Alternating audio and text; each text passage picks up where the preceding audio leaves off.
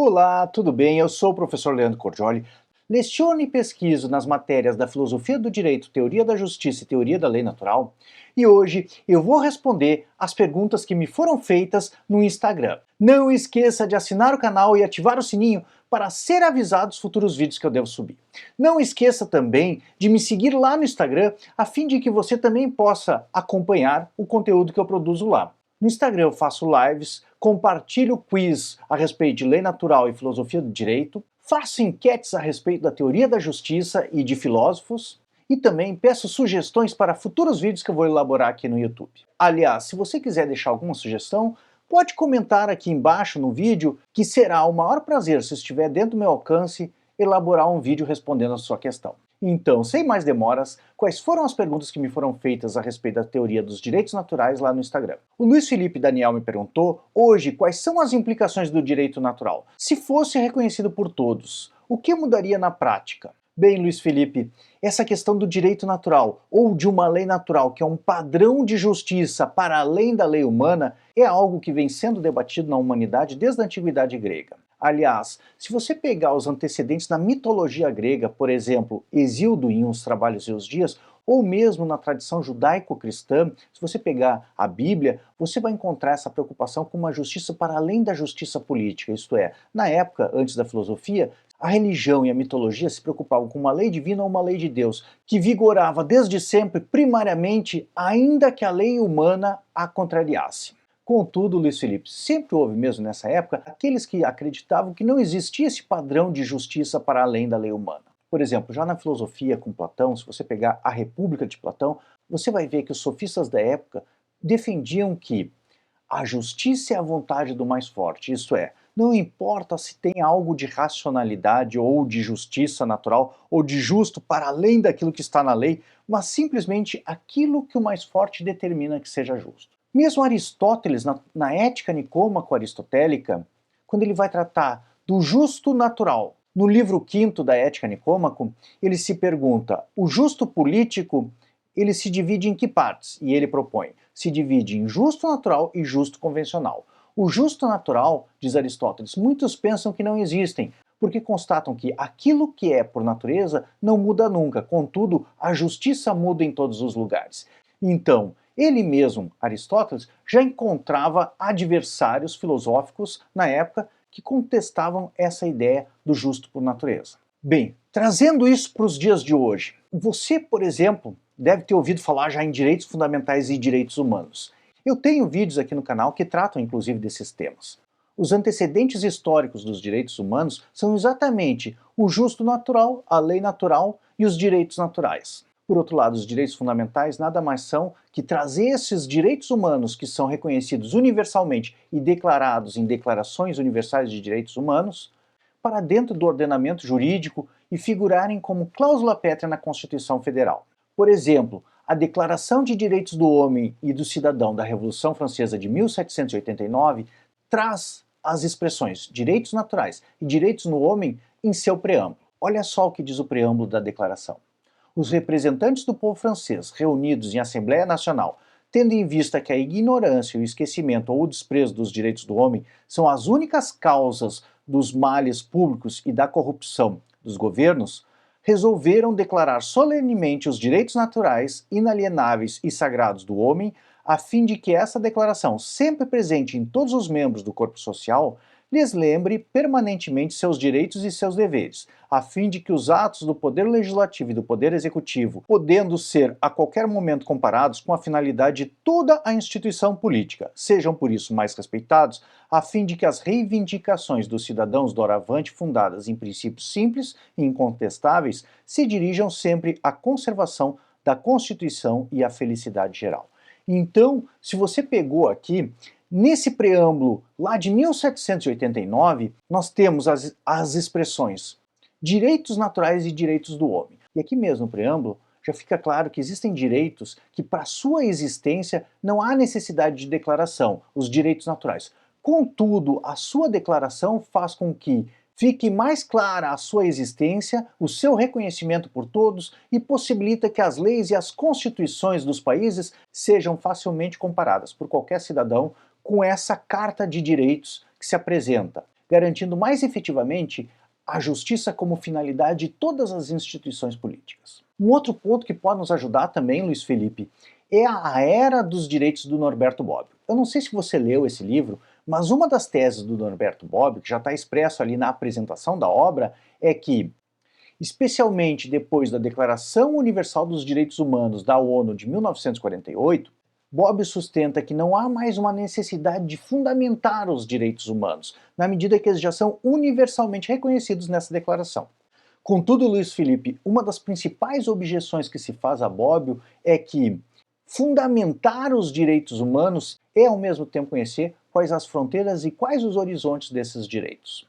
Se você conhece o porquê daquilo ser um direito humano universalmente reconhecido, você vai conhecer melhor esse direito e vai poder resolver melhor os dissídios que vão ocorrer em virtude, por exemplo, de conflitos entre direitos humanos, como no caso, por exemplo, do direito à vida do feto e do direito à liberdade de aborto da mulher, que muitas vezes são colocados em xeque nesses debates de bioética, por exemplo. Além disso, a defesa dos direitos humanos vai se tornar muito mais efetiva. Não apenas a gente vai se remeter a uma declaração que foi assinada lá em 1948. Então, estudar o que é a lei natural é estudar a fundamentação, a extensão da lei natural, dos direitos naturais e, consequentemente, dos direitos humanos e dos direitos fundamentais. Na prática, a meu juízo, é efetivamente necessário ainda estudar o que seja a lei natural e os direitos naturais. Nesse caso, esse é um estudo que merece ser feito e que vai te dar mais ferramentas para conhecer o que sejam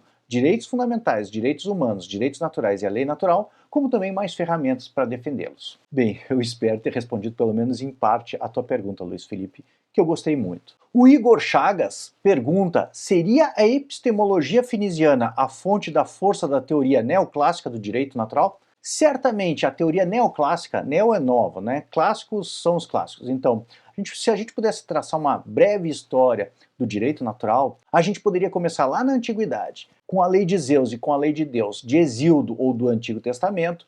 Poderia também ver a Antígona, por exemplo, de Sófocles, em que é colocado em xeque essa questão do justo político, que avança para além das suas fronteiras e quer regular a justiça mesmo no mundo do Hades, que é o caso da lei de Creonte, que havia determinado que aquele que realizasse o rito funerário e um dos irmãos de Antígona seria morto por apedrejamento. Então, para Sófocles, essa questão do limite do justo humano, ou melhor, do justo político em uma comunidade e aquilo que está para além do justo político, era uma questão muito interessante, e é algo que até hoje ainda é debatido. Bem, a teoria neoclássica do direito natural é exatamente aquela teoria que é reconduzida a autores, por exemplo, como Germain Griset, John Finnis, Joseph Boyle, Robert P. George, todos esses são autores que são chamados às vezes no exterior de natural lawyers, ou seja, advogados da lei natural, defensores da lei natural.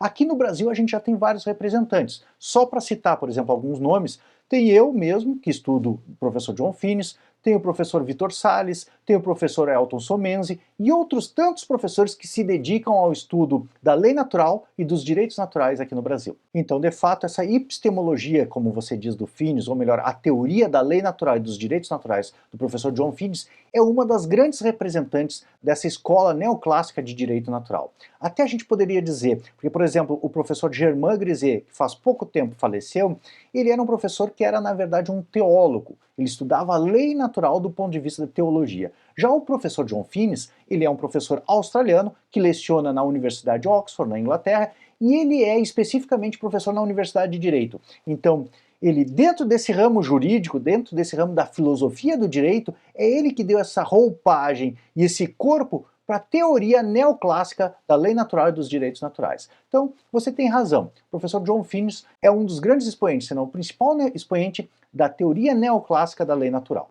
Muito obrigado pela tua pergunta. Aliás, se você quiser saber mais sobre o professor John Finnis, dê uma olhada numa playlist que eu tenho aqui no canal, em que eu promovi lives no grupo de pesquisa que eu promovia na época a respeito da obra Direito Natural em Tomás de Aquino. Essa obra é uma obra sintética que resume muito bem os principais pontos da teoria da lei natural e dos direitos naturais do professor John Finnis. Bem, o Rafael Espíndola Bern pergunta: como superar o argumento da impossibilidade de se estabelecer os direitos naturais na pós-modernidade? Rafael, eu não vejo uma questão de impossibilidade. Como eu havia falado anteriormente, mesmo na antiguidade grega, havia uns sofistas que acreditavam que a justiça era simplesmente a vontade do mais forte. Então, o direito natural e a lei natural são teorias que, desde os seus primórdios, sempre encontraram adversários. De qualquer forma, você há de reconhecer que nos problemas mais gerais, parece que, em que pese alguém declarar-se um adversário da lei natural, ainda vai concordar em alguns pontos fundamentais, por exemplo, que a vida seja um bem para mim, seja um bem para você e um bem para qualquer ser humano, e que, em virtude disso, deve ser protegido de ameaças injustas, eu acho que hoje em dia qualquer pessoa bem intencionada é capaz de aceitar isso. Logo, eu, você e qualquer ser humano temos um direito natural à vida, que especificado melhor pode ser traduzido como um direito natural a não ser intencionalmente morto por outro ser humano. Isso é uma garantia moral, ou melhor, uma garantia racional da lei natural e um direito natural.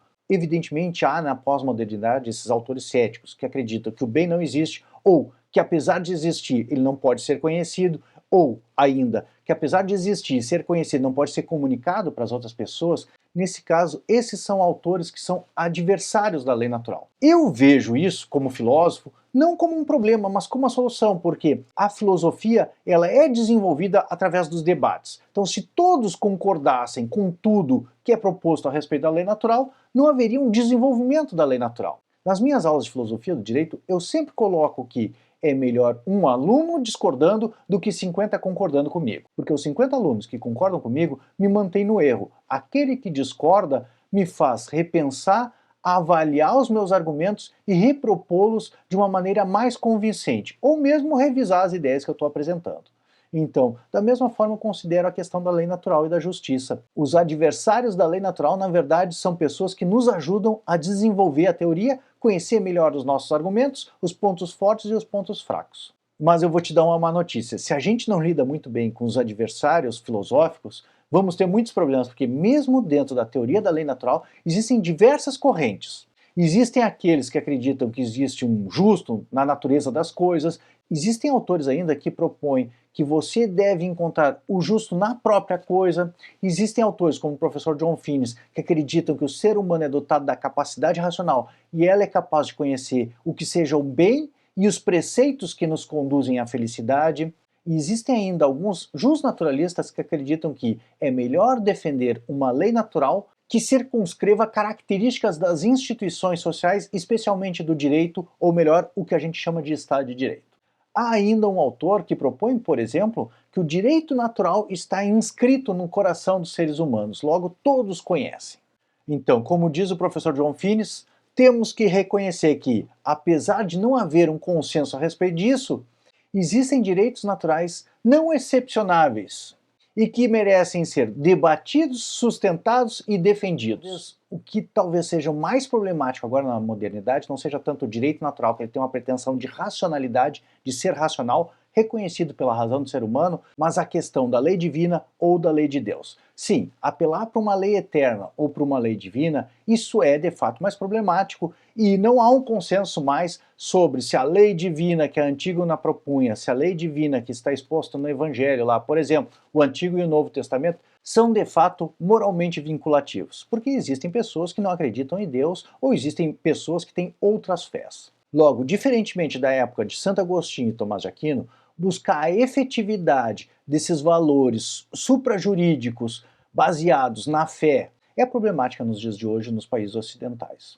O Eduardo Policena pergunta no Instagram: qual a origem histórica da lei natural? A literatura grega? Eduardo, excelente a tua pergunta. Eu tenho um vídeo aqui que eu passo bibliografia sobre a lei natural e a história da lei natural. Então, se eu fosse fazer um resumo da origem da lei natural, poderia começar lá na antiguidade com a mitologia e a religião. A mitologia de Hesíodo, por exemplo, que eu falei em Os Trabalhos dos Dias, propunha que havia uma justiça divina para além da justiça política, para além da justiça dos homens. Por outro lado, se você lê o Evangelho, no Antigo e no Novo Testamento, você vai ver que já na Bíblia se defendia que haviam coisas que não deveriam ser feitas e havia uma preocupação religiosa, ou melhor, uma preocupação divina que efetivamente dependia da fé dos homens em Deus e no Evangelho, de que não se deveria praticar uma injustiça contra os mais fracos, por exemplo, as viúvas, os órfãos e os estrangeiros. Então, se você for na origem da lei natural e dos direitos naturais, você vai chegar em momentos históricos que ainda não havia o advento da filosofia. Por outro lado, na Grécia com Sócrates,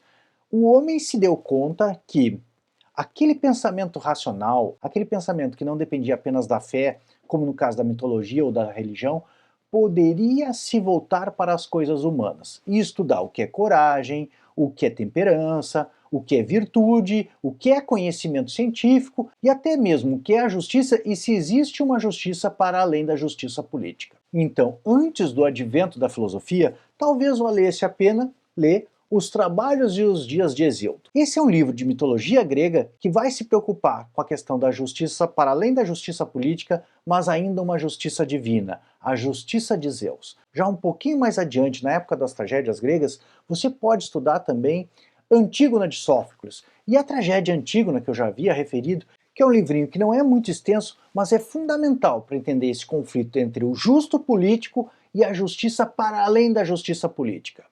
Mas esses dois livros ainda não se tratam efetivamente da lei natural, porque há um apelo aqui para uma justiça divina, para uma justiça que está além da justiça política, a qual a justiça política deve se conformar, mas é uma justiça de Deus. Por outro lado, com o advento da filosofia das coisas humanas com Sócrates, Platão, por exemplo, estudou em diversas obras essa questão da justiça. Só para citar algumas, tem as leis do Platão, tem a República de Platão, e aqui tem um livrinho também, que não é muito extenso, e eu costumo tratar na disciplina de Introdução ao Estudo de Direito, que é a Apologia de Sócrates. Nesse volume estão reunidos 3 diálogos platônicos, que é Apologia de Sócrates, sobre a piedade Eutífron e sobre o dever Críton. Já se você quer uma obra mais sistematizada e que não é escrita em modo de diálogo, você pode pegar também a Ética Nicômaco de Aristóteles. O livro quinto especificamente vai tratar sobre a justiça e num dos capítulos desse livro quinto da Ética Nicômaco, o Aristóteles vai falar sobre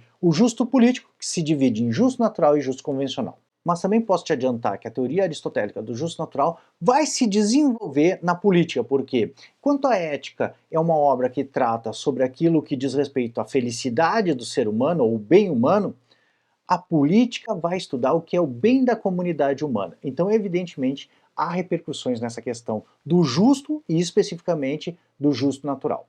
Talvez tu tenha notado que, por enquanto, eu falei em justo divino e justo natural.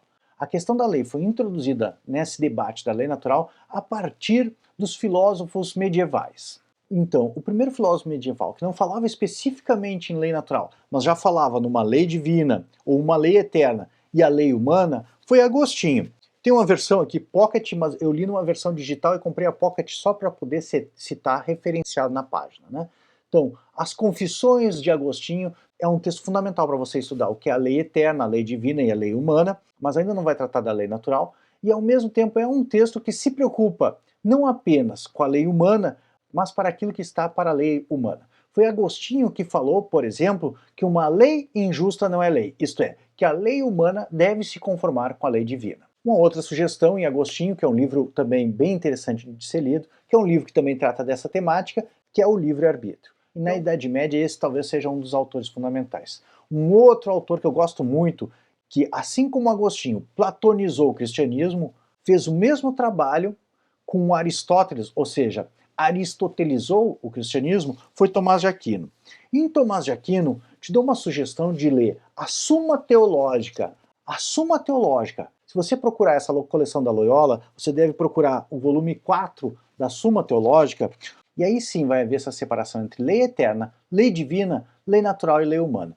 E essa é uma separação fundamental para se compreender o espaço específico da lei divina, que é uma questão de fé, e o espaço específico da lei natural, que é uma questão de racionalidade. A lei humana, por outro lado, deve se conformar, segundo Santo Tomás de Aquino, à lei natural e à lei divina. Um outro volume que eu aconselho você ler também, se você gostar de São Tomás de Aquino, é o 6º volume da coleção da Loyola, da Suma Teológica. Nesse volume que vai tratar da segunda seção, da segunda parte da Suma Teológica, o Tomás de Aquino vai falar sobre o Tratado da Justiça. E evidentemente, se ele vai falar sobre justiça, ele acaba falando sobre o justo natural e o justo convencional, porque ele é um aristotélico. Bem, Eduardo, se você prestou atenção, você deve ter visto que eu falei em justo divino, justo natural e lei natural. agora, finalmente, começamos a falar sobre direitos naturais. E os direitos naturais foram introduzidos pelo liberalismo e pelo individualismo iluminista. Então, em um certo sentido, há uma quebra nessa tradição católica medieval. Por outro lado, os direitos naturais são exatamente a resposta dos iluministas a esses problemas de injustiça que eram praticados no Estado pelos governantes. Logo, em outro sentido, com a questão de revolta ou insurgência contra a injustiça, e como a busca de algo justo para além da lei humana, para além do justo político, é um desenvolvimento que tomou ares do momento histórico. Então, dos autores dessa época, eu te sugeriria certamente Montesquieu, em Do Espírito das Leis, também te sugeriria Hobbes, em O Leviatã, além dele falar no estado de natureza, que é exatamente um estado em que não há leis morais e nem jurídicas, mas logo em seguida, depois do estado de natureza, ele vai começar a falar sobre a lei natural, o que é direito e o que são os direitos. A leitura do Leviatã é uma leitura muito interessante também. Depois de Hobbes, vem um outro autor que eu gosto muito, que é John Locke, porque assim como Hobbes propunha que no estado de natureza os homens não tinham nem obrigações morais, nem obrigações jurídicas, Locke vem criticar essa ideia de Hobbes e propor em 2 tratados do governo civil, especificamente no segundo tratado, que no estado de natureza o homem não vive numa situação de licenciosidade, ou seja, na ausência de regras morais. Nessa condição natural, o homem já tem responsabilidade moral, então está sob a égide da lei natural ou sob a proteção dos direitos naturais, fundamentalmente a igualdade e a liberdade, que todos os homens já nascem com elas, ao mesmo tempo que as responsabilidades jurídicas nascerão só com o advento do contrato social e a constituição de uma sociedade civil. Um outro autor famoso também dessa época que não pode deixar de ser mencionado é o Rousseau em O Contrato Social, e ele, historicamente, é uma pessoa extremamente importante para essa tradição do contrato social, do liberalismo e, portanto, da história dos direitos naturais. Finalmente, 2 livros que eu não concordo efetivamente com as teses, contudo eu respeito muito, tanto o autor quanto a obra, que é Kant na Fundamentação da Metafísica dos Costumes e Kant na Metafísica dos Costumes. Então, historicamente, eu gosto de separar essa tradição da lei natural em alguns momentos. Primeiro, nessa questão do justo divino e da lei divina, nas tradições mitológicas e religiosas. Segundo, essa questão do justo natural da filosofia grega, em Sócrates, Platão e Aristóteles. Terceiro, essa tradição da lei eterna, da lei divina, da lei natural e da lei humana, que pode ser estudada em Agostinho e Tomás de Aquino. Por quarta, o advento da expressão direitos naturais, que surgiu no iluminismo com o individualismo, e esse foco nos direitos subjetivos que são exercidos não só perante os outros seres humanos, mas também perante os governantes, ou melhor, perante o Estado. O ser humano agora, ou melhor, o homem e os cidadãos passam a ter agora direitos que são oponíveis aos outros seres humanos e mesmo aos governantes e ao Estado. E aí, no caso, já há o emprego dessa expressão direitos naturais. Depois, a gente pode dizer que houve um desenvolvimento ainda dessa tradição no que diz respeito aos direitos humanos, que agora não apenas os homens, mas também as mulheres, as crianças e os idosos passam a ser sujeitos de direitos. Isso se deu especificamente depois da Segunda Guerra Mundial, com a assinatura da Declaração Universal dos Direitos Humanos da ONU em 1948.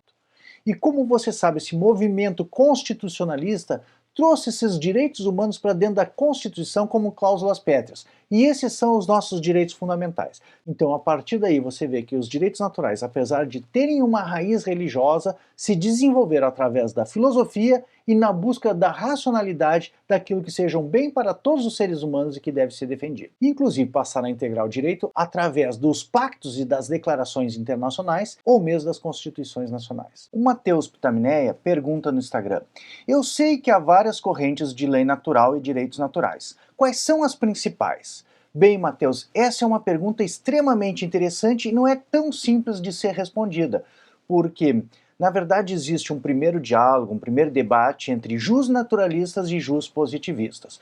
Contudo, dentro do próprio justnaturalismo, existem diversos autores que nem sempre podem ser conciliados, como, por exemplo, as teorias de Michel Villey e de John Finnes. Além disso, existem alguns autores que ainda não estão traduzidos para o português. E a literatura em termos de direito natural é bem vasta, porque quando você começa a aprofundar no estudo, você vai ver, fazendo uma simples busca lá na Amazon, por exemplo, que existem diversos livros, inclusive nos dias de hoje, que estudam essa matéria de direitos naturais. E muitas vezes esses autores, em que pese estarem inspirados em Aristóteles ou Tomás de Aquino, propõem uma versão inovadora das teorias da lei natural. Então, você tem razão, existem diversas correntes de justnaturalismo, mas eu vou apresentar aqui para você alguns autores que os professores brasileiros têm estudado bastante. O primeiro deles, que eu acho uma leitura acessível, é Javier Hervada. Esse livro aqui, O que é o Direito? A Moderna Resposta do Realismo Jurídico, é um livro bem interessante, de acessível leitura, um aluno de direito, por exemplo, consegue lê-lo, e ele parte da ideia de que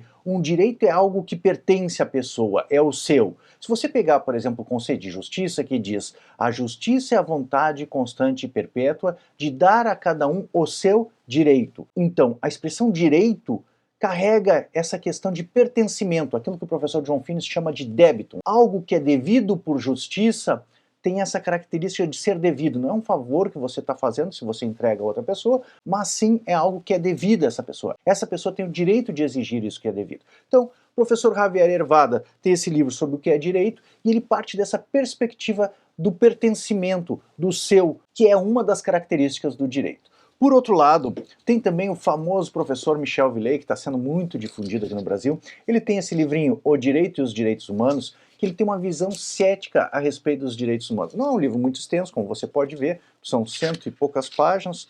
É um livro que eu considero também um livro acessível, de fácil leitura, e não trata especificamente de direito natural, mas trata dos descendentes dos direitos naturais, que são os direitos humanos, e ele tem uma perspectiva inovadora e um pouco desafiadora.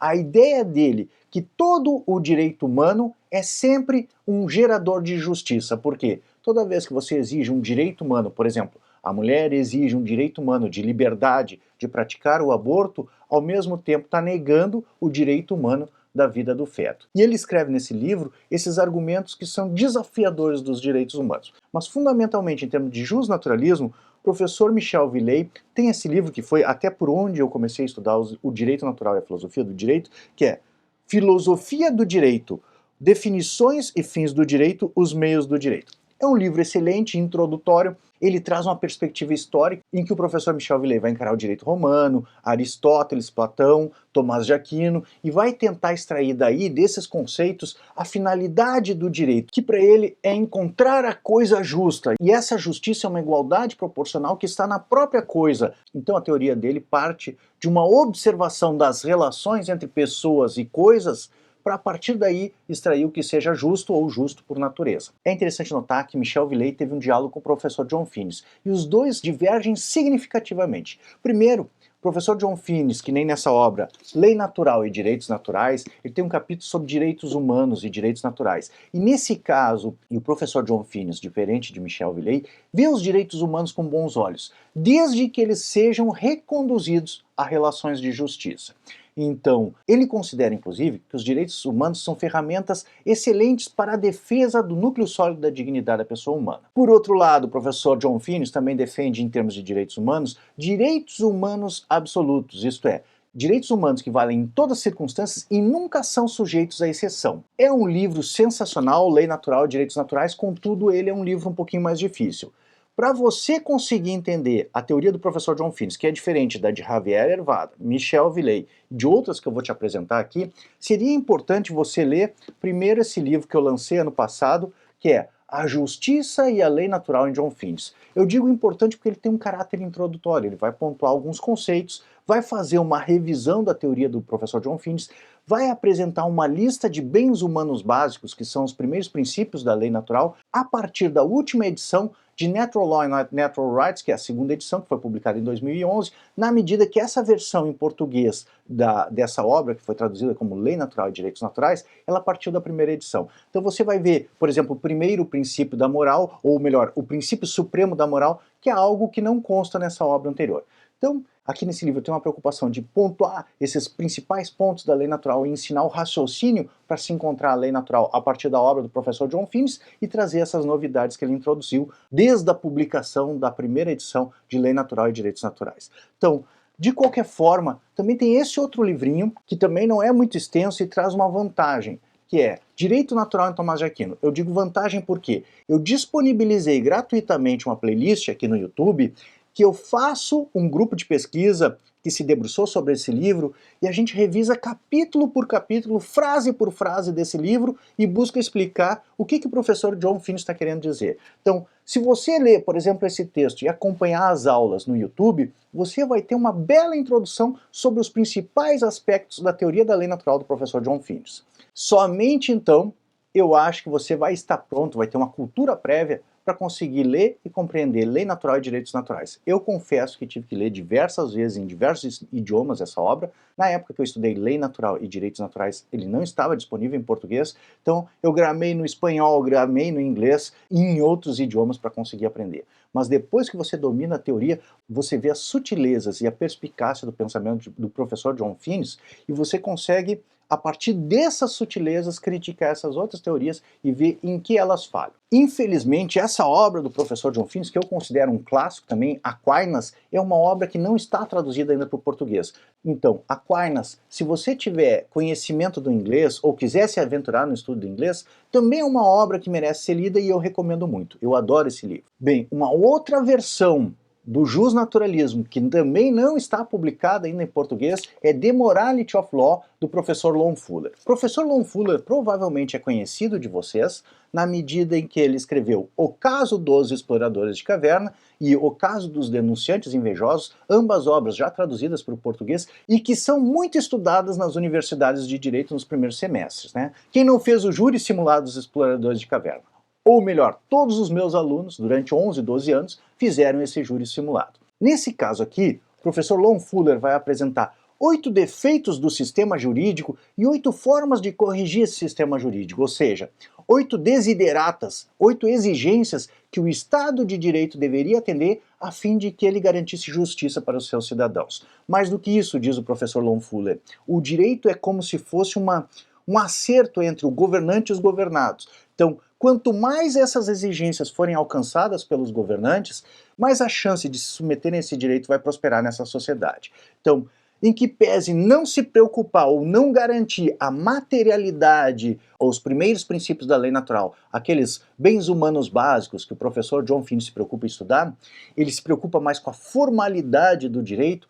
Ainda assim, é um autor excelente, um justnaturalista, porque ele procura a justiça além da mera lei escrita, e mais do que isso, ele é uma das grandes influências do próprio professor John Finnis. Se você for estudar o conceito de lei do professor John Finnis, em Natural Law, Natural Rights, você vai ver esses 8 desideratas do professor Lon Fuller como necessidades para que o Estado de Direito seja um bom Estado de Direito e garanta a justiça em sociedade. Aliás, isso aparece também no Direito Natural em Tomás de Aquino. Então fica a recomendação, o único problema é que é uma obra que não está disponível ainda em português. Não está disponível em português, mas eu possuo um vídeo aqui no canal, na playlist Estado Democrático de Direito, em que eu explico detidamente os 8 defeitos e os 8 desideratas do Estado de Direito. Confira, vou deixar linkado aqui na descrição do vídeo. E finalmente, a título só também ilustrativo, a esse outro autor, que é Jay Buzewski, e o Jay Buzewski tem esse livro que se denomina Writing on the Heart, ou seja, escritos no coração humano. O Jay Buzewski entende que todos os seres humanos já vêm de nascença, já nascem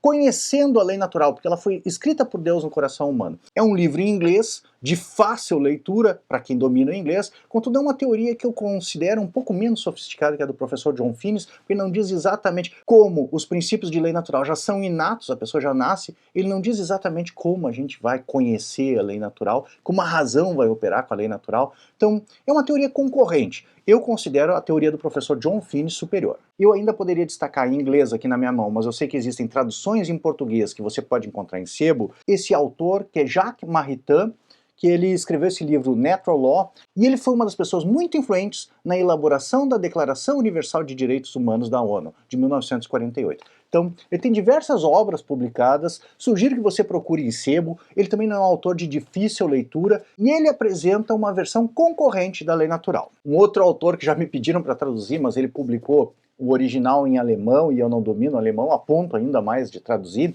é esse autor Heinrich Hohmann. Em que pese essa versão que eu tenho em inglês aqui ter um título que é Natural Law, a versão original dessa obra recebeu o sugestivo nome de O Eterno Retorno da Lei Natural. Então, esse é um autor que eu ainda não estudei, mas que talvez possa te interessar se você domina o inglês ou o alemão. e também com uma versão concorrente ou um adversário da teoria da lei natural do professor John Finnis, há esse autor muito famoso que é o Ralph McInerney. Ele tem esse livro Ética Atomista, mas ele tem outros livros ali que eu encontro na minha estante também são todos livrinhos assim, que são de fácil leitura, não são livros muito extensos, em que ele vai debater, enfrentar e argumentar, muitas vezes contra o próprio professor John Finnis. Logo, como você pode notar, nós temos livros sobre direito natural em português, mas boa parte da bibliografia, até mesmo do próprio professor John Finnis, ainda se encontra em inglês. E essa é uma boa dica para quem quer estudar filosofia do direito e lei natural. Pense em estudar e aprofundar um pouco o idioma inglês, especialmente no que diz respeito à leitura, porque isso pode abrir muitas portas para os teus estudos futuros. O Fábio Rocha pergunta no Instagram qual seria o ponto de partida para quem quer estudar a lei natural e os direitos naturais.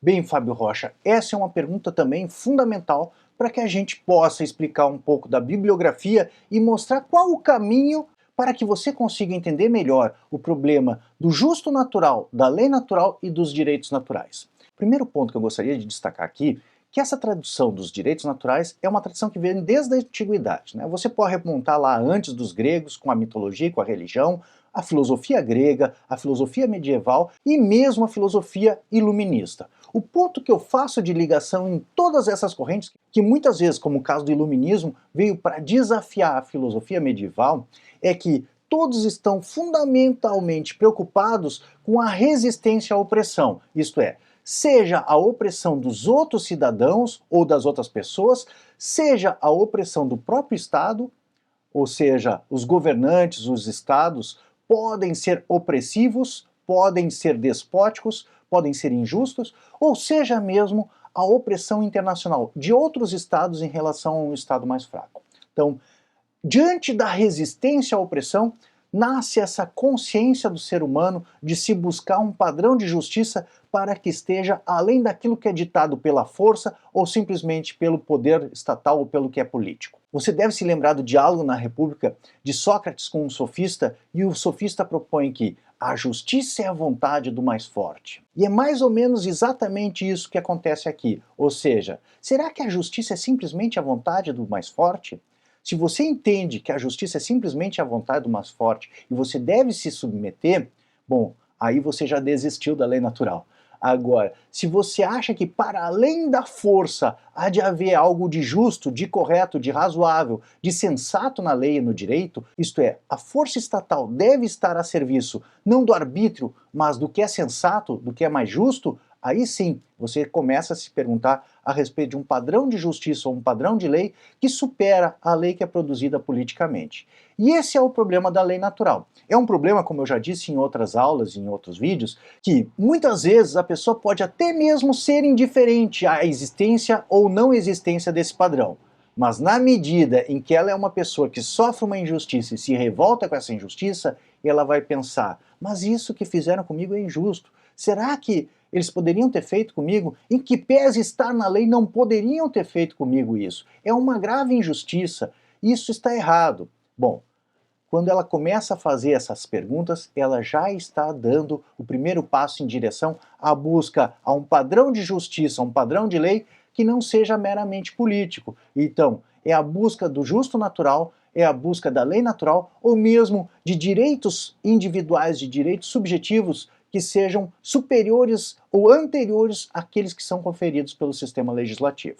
Logo, essa é a busca da lei natural e dos direitos naturais. Como eu disse já anteriormente, essa busca vai redundar na produção dos direitos do homem e do cidadão, dos direitos humanos e, finalmente, dos direitos fundamentais. Com essas considerações, eu inicio então a minha sugestão de leitura com Sófocles, Antígona, que é uma tragédia grega que vai ilustrar por Sófocles exatamente esse dilema entre o justo na lei política, na lei produzida por Creonte, que era o tirano de Tebas, e um justo que está para além dessa lei política, para além da lei do governante, que é, no caso, o justo divino. Será que existem leis que vigoram desde sempre e não foram feitas pelos homens, às quais o próprio ser humano ou o próprio governante todo-poderoso de uma comunidade política, de uma polis grega, deve se submeter? É isso que está sendo debatido aqui. Eu sugiro que você leia a Antígona de Sófocles e é um dos melhores começos para se interessar e começar a estudar a lei natural. Segundo, não poderia deixar de ser a leitura do texto Apologia de Sócrates. 3 diálogos platônicos que estão aqui nesse volume tratam do que seja justo e da necessidade de nunca se fazer uma injustiça. Apologia, como você deve saber, quer dizer a defesa. Então, aqui vai ser retratado a defesa que Sócrates fez quando foi acusado de praticar crimes contra a cidade, apesar de inocente. A consequência desse julgamento foi a condenação e a morte de Sócrates. Então, esses dilemas entre justiça e injustiça, agir justamente ou sofrer uma injustiça, todos são retratados nesse livro de uma maneira brilhante. Eu sugiro que você confira também. Chegamos num outro filósofo grego que eu admiro muito, que é Aristóteles. Essa tradução de Aristóteles em português é razoável, e ela é da Ética Nicômaco. Esse livro vai tratar a respeito do bem humano e da felicidade humana, e das virtudes, consequentemente, porque a tese do Aristóteles é que a felicidade do ser humano passa pelas virtudes. Então, no livro 5º da Ética Nicômaco, Aristóteles vai falar a respeito da justiça e também vai traçar a sua teoria a respeito do justo político, que é em parte natural e em parte convencional. Então, essa é uma das primeiras obras que sistematiza filosofia a respeito do justo natural. Fica fortemente sugerida a sua leitura, assim como o desdobramento dessa obra, que trata da felicidade humana e do bem humano, na Política de Aristóteles, que vai tratar do bem da comunidade e da felicidade da comunidade humana. Vamos ver então agora na Idade Média. O primeiro autor que deve ser lido deve ser Santo Agostinho. Santo Agostinho, nessa obra que é o Livre-Arbítrio, vai propor aquela famosa fórmula que é: uma lei injusta não é lei. Santo Agostinho ele não fala ainda nem em direitos naturais e nem em lei natural, mas ele traz um conceito de lei eterna ou lei divina e, por outro lado, a lei humana. A lei humana ela deve se submeter à lei eterna e à lei divina. Caso ela não se submeta, caso ela fuja do que é determinado pela lei de Deus, ela se torna injusta. E aí, considera Santo Agostinho, uma lei gravemente injusta perde a natureza de lei. Então, é um dos livros que, diante da história, da tradição, da lei natural, ele é muito significativo e merece ser lido. Por outro lado, ainda na tradição medieval, nós temos a Suma Teológica de Tomás de Aquino. Então, nesse volume que é da edição Loyola, ele é bilíngue, eu recomendo fortemente essa tradução, é o volume 4, e ele vai tratar da primeira seção da segunda parte, questões 49 a 114 da Suma Teológica. Então, se você quer ver sistematizada uma teoria da lei natural, que vai colocar geograficamente o que é a lei eterna, o que é a lei divina nova e a lei divina antiga, o que é a lei natural e o que é a lei humana e como elas se relacionam, nesse livro você vai encontrar isso de maneira sistematizada e analítica muito profunda. É um livro extremamente interessante, a leitura de Tomás de Aquino eu considero sempre agradável, você vai ver que ele formula questões, depois responde questões com as posições dos adversários, e a partir de então somente que ele começa a enfrentar os adversários e a apresentar suas próprias razões, e ele consegue dissecar cada assunto nas suas menores partes. Então, fortemente sugerido, não considero uma leitura difícil e considero uma leitura extremamente agradável. Leia o Tratado da Lei na Suma Teológica, nessa versão, então está no volume 4. Passando para os iluministas, e agora não falando mais nem de justo natural, nem de lei natural, mas já começando a falar em termos de direitos naturais, sugiro a leitura, evidentemente, de Hobbes, em O Leviatã. E o Hobbes tem aquela famosa noção do ser humano de alguém que é naturalmente mau, ou seja, a condição humana é de maldade. No estado de natureza de Hobbes, o homem é absolutamente livre, até mesmo para tomar o que pertence aos outros homens ou para matar os outros homens. Então é um estado de absoluta liberdade, sem constrições da lei natural ou da moralidade e nem mesmo do Estado. Só a partir do contrato social, em que se confere parte da soberania para o governante a fim de que ele institua o poder da espada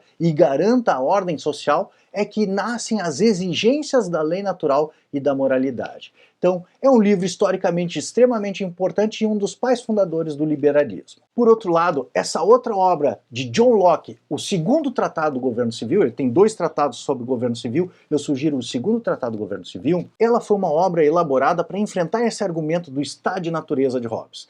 Locke considera que, no estado de natureza, o homem possui liberdade, contudo já existem as balizas da lei natural. Logo ele considera que a liberdade que Hobbes fala não é verdadeira liberdade, mas licenciosidade. Ele vai dizer que a liberdade envolve responsabilidade moral e envolve já as balizas da lei natural. E aqui começa a nascer a expressão direitos naturais. O homem tem direitos naturais, por exemplo, a igualdade e a liberdade, porque todos os homens nascem livres e iguais. Então é um livro fundamental para você entender alguns conceitos políticos e mesmo essa teoria dos direitos naturais que nasce no iluminismo e que vai gerar os direitos do homem e os direitos humanos. Sugiro ainda esse livro que tem também versão pocket, O Contrato Social, de Rousseau. Ele é um livro que também entra nessa tradição iluminista e que fortemente influenciou essas noções de liberdade, igualdade e direitos do homem que ingressaram na Declaração de Direitos do Homem e do Cidadão da Revolução Francesa. Então, o Contrato Social de Jean-Jacques Rousseau também merece ser lido. Finalmente, não menos importante, o desafiador Immanuel Kant. Nessa obra, que é a fundamentação da metafísica dos costumes, ele vai trazer a questão do imperativo categórico. E aqui, se você já compreende um pouco de tomismo e aristotelismo, você vai passar a entender as diferenças que caracterizam a nossa filosofia atual e essa noção de direitos humanos, em virtude dessa virada copernicana que Immanuel Kant faz em relação passando da ética para a moralidade, isto é, do estudo da felicidade para o estudo do dever, o que é devido pelo devido. Talvez você tenha até ficado assustado com essa quantidade de livros que eu te apresento, mas como eu adverti, estudar a lei natural é ao mesmo tempo estudar a história da filosofia, a história do pensamento humano, porque boa parte dos pensadores se dedicaram a essa questão da justiça e injustiça, da moralidade, do direito e da política. Logo, um livro que pode te ajudar a te organizar como um roteiro e até mesmo você entender quais são as características de cada um desses autores, é esse excelente livro de Lewis Strauss, que é Direito Natural e História. Então, ele faz uma introdução histórica ao direito natural, começa lá na antiguidade, passa pelos gregos, passa pelos medievais, passa pelos iluministas e mostra como nasceu essa noção de direito subjetivo, ou melhor, de direito natural, dos direitos naturais. É um livro que é fortemente recomendado. Já nos dias de hoje, te sugiro que leia inicialmente esse livro que é Michel Villey, que foi um dos primeiros livros que eu li a respeito de direito natural, que vai falar de filosofia do direito, definições e fins do direito, os métodos do direito. Ele faz uma introdução histórica ao direito natural e à filosofia do direito, então vale a pena ser lido. Recomendo também que você leia esse livro, que não considero muito difícil, não é muito extenso, de Javier Hervada, O que é o Direito? A Moderna Resposta do Realismo Jurídico. Também recomendo que você leia essa obra, Direito Natural em Tomás de Aquino. Esse aqui, como eu falei, eu gravei um grupo de pesquisa que eu fiz, em que eu passei todos os capítulos desse livro, que é uma grande síntese elaborada pelo professor John Finnis a respeito do seu pensamento de Tomás de Aquino e mesmo sobre a sua própria teoria, isto é, em que pese ele está falando de Tomás de Aquino aqui, ele está propondo a sua leitura de Tomás de Aquino, que é o que vai repercutir na obra clássica dele, Lei Natural e Direitos Naturais. Para você ainda entender o professor John Finnis, não poderia deixar também de recomendar o livro que eu lancei ano passado, A Justiça e a Lei Natural, do professor John Finnis. Vou deixar link para aquisição aqui na descrição do vídeo, com um desconto especial para quem acompanha o meu trabalho aqui no YouTube. Finalmente, se você já tem algum conhecimento da obra do professor John Finnis, aí sim, te sugiro ler Lei Natural e Direitos Naturais. Essa é uma obra fundamental que revolucionou a filosofia do direito mundial em 1980, repropondo de modo defensável a teoria da lei natural e dos direitos naturais. E que pese haver algum descrédito nessa época a respeito dessa teoria, com o lançamento dessa obra, que foi encomendada para o professor John Finnis pelo professor Herbert Hart, famoso juspositivista e orientador em Oxford do doutorado do professor John Finnis, é uma obra que marcou a época e que é um clássico já na filosofia do direito e que merece ser lida. Então, se você quer entender a principal vertente de direito natural, ou melhor, de lei natural e de direitos naturais nos dias de hoje, eu sugiro que você se prepare e depois leia essa obra, Lei Natural e Direitos Naturais. Tenho certeza que você vai ficar com muitas dúvidas quando ler essa obra. Ela é uma obra difícil, mas eu mesmo tive que reler inúmeras vezes a fim de elaborar tanto o meu mestrado quanto o meu doutorado. E posso te garantir que em determinado momento eu comecei a entender quais são os pontos e o que o professor John Finnis quer dizer com lei natural. E essas são as principais recomendações de leitura e um roteiro de leitura que você pode buscar essa leitura histórica dentro do que tiver ao teu alcance para que você compreenda a tradição da lei natural, do justo natural e dos direitos naturais. Eu considero que você vai estar bem servido se você ler esses livros. E com isso eu encerro esse vídeo sobre questões e perguntas que eu recebi no Instagram. Então, se você quiser apoiar o meu trabalho, não esqueça de conferir aqui na descrição o link para a aquisição dessa obra, A Justiça e a Lei Natural, no professor John Finnis. Lancei ela no ano passado e estou deixando aqui na descrição do vídeo um link para a sua aquisição com um desconto especial para quem me acompanha no YouTube. Se você gostou desse vídeo com perguntas e respostas que foram me feitas no Instagram, não deixe de me seguir lá no Instagram. Eu também faço quizzes e enquetes a respeito dessas matérias. Vou deixar um link para a minha página aqui na descrição do vídeo. Não esqueça de curtir este vídeo e compartilhar com os seus amigos para ajudar a difundir as teorias da lei natural e dos direitos naturais. Um abração e uma boa semana. São os votos do professor Leandro Cordioli.